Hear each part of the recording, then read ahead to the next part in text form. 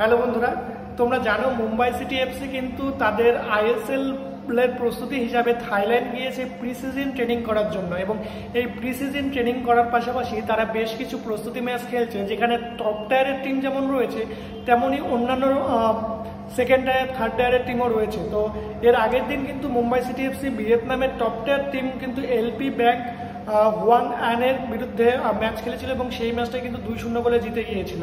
এবার আজকে আরও একটা ম্যাচ খেলেছে, যদিও আজকে কিন্তু থাইল্যান্ডের একটি টিমের বিরুদ্ধে খেলেছিল এবং এই টিমটি যদিও থাইল্যান্ডের টপ টায়ারের টিম নয়, তবুও থাইল্যান্ডের থাই লিগ 3-তে এই টিমটি খেলে। মার্কেট ভ্যালু অনেকটাই কম, মাত্র 3.8 করোড়। এবং এই টিমের বিরুদ্ধে প্রথম একাদশে কিন্তু মুম্বাই সিটি তেমন তাদের মেন টিমের প্লেয়ার রাখেনি, কয়েকজন জুনিয়র প্লেয়ার এবং তাদের সঙ্গে কিছু নতুন প্লেয়ারদের নামিয়েছিল, যেমন নৌফাল, ড্যানিয়েল, সঞ্জীব, আহান এরা খেলেছে এবং দ্বিতীয়ার্ধে দুই একজন বিদেশিকে কিন্তু মুম্বাই সিটি এফসি খেলেছে এবং ফাইনালি এই ম্যাচের রেজাল্ট কিন্তু মুম্বাই সিটি এফসির পক্ষেই গিয়েছে